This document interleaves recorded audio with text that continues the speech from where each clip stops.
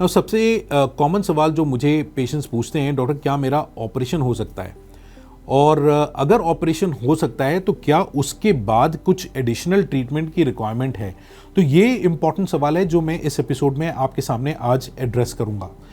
देखिए, मैंने आपको अपने पिछले एपिसोड्स में बताया कि स्टेजेस ऑफ लंग कैंसर क्या होते हैं और सर्जरी कहाँ पे इफेक्टिव होती है। तो देखिए, अगर अर्ली स्टेज लंग कैंसर है तो बेस्ट ट्रीटमेंट मोडालिटी जो है वो सर्जरी होती है, और सर्जरी के माध्यम से जब वो लंग कैंसर को निकाल दिया जाता है तो फिर हम उस कैंसर, निकाले हुए कैंसर और साथ में जितनी भी ग्रंथियां निकाली जाती हैं, लिम्फ नोड्स निकाले जाते हैं, उनको हम हिस्टोपैथोलॉजिकल एग्जामिनेशन के लिए भेजते हैं, और उस एग्जामिनेशन में ट्यूमर की फाइनल स्टेज आती है।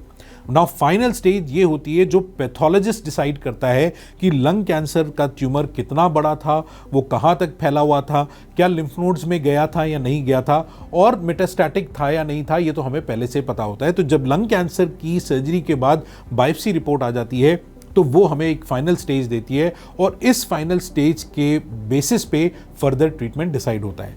अगर ट्यूमर सिर्फ लंग तक सीमित है और उसमें कोई हाई रिस्क फैक्टर्स नहीं माने जाते तो सर्जरी इन इट सेल्फ जो है एक कंप्लीट ट्रीटमेंट मोडालिटी हो जाती है। इसके आगे कुछ करने की ज़रूरत नहीं पड़ती।